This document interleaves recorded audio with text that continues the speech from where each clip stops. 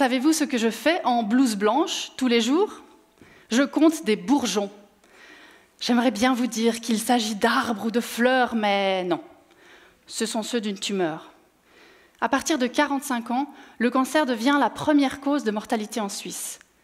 C'est fou, comme une si petite chose, plus petite qu'une mauvaise graine, aussi minuscule qu'une seule cellule de notre corps, puisse un jour se diviser encore et encore au point de menacer la vie de son hôte. Pour parer à cette menace et tenter d'évincer le mal à sa racine, il faut mieux le comprendre. La difficulté avec le cancer, c'est qu'il en existe des centaines de variantes, comme autant de branches d'un arbre immense, et aucune ne se traite exactement de la même manière. Alors comment identifier la bonne branche?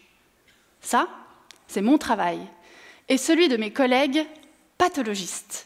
Je suis l'un des maillons de la chaîne du soin, entre le chirurgien et l'oncologue. Je suis le médecin que vous, patients, ne verrez jamais, celui à qui on confie les biopsies et les pièces opératoires pour poser un diagnostic et orienter la suite du traitement. Et cela essentiellement grâce à mon microscope, dans un laboratoire. La masse cancéreuse est prélevée, tranchée très finement, puis glissée sur une petite lame en verre. Je vois ainsi quotidiennement le destin des individus se définir sous mon binoculaire. Et pour essayer d'influencer ce destin, je réalise une thèse sur un type particulier de cancer du poumon, le carcinome épidermoïde. Il atteint à lui seul environ 1500 nouvelles personnes par an, et cela, rien que dans notre pays. Parmi ces malades, tous n'ont pas le même avenir. Certains guérissent et d'autres récidivent et décèdent. Et on ne comprend pas encore très bien pourquoi.